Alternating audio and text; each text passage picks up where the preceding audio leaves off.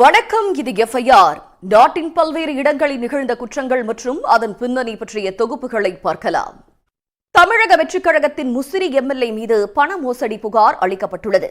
அதேபோல கும்பகோணம் அருகே பாத்திரக்கடை உரிமையாளர்களை மிரட்டி பணம் பறித்ததாக தாவேக நிர்வாகிகள் மீது திருவிடைமருதூர் காவல் நிலையத்தில் புகார் அளிக்கப்பட்டுள்ளது.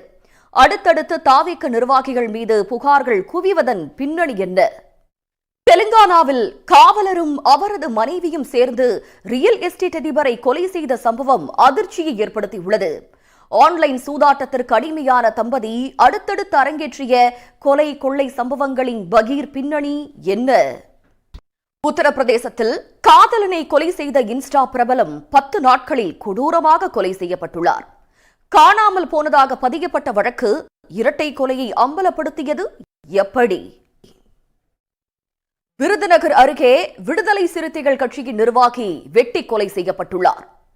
விசிக நிர்வாகியின் உறவினர் ஒருவர் விபத்தில் இறந்ததற்கு விசிக நிர்வாகிதான் காரணம் என்று கூறி கொல்லப்பட்டதாக கூறப்படுவதன் பின்னணி என்ன?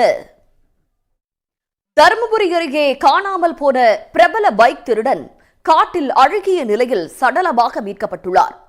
பைக் திருட்டில் வந்த பணத்தை பங்கு பிரிப்பது தொடர்பாக ஏற்பட்ட தகராறு கொலையில் முடிந்ததன் பின்னணி என்ன?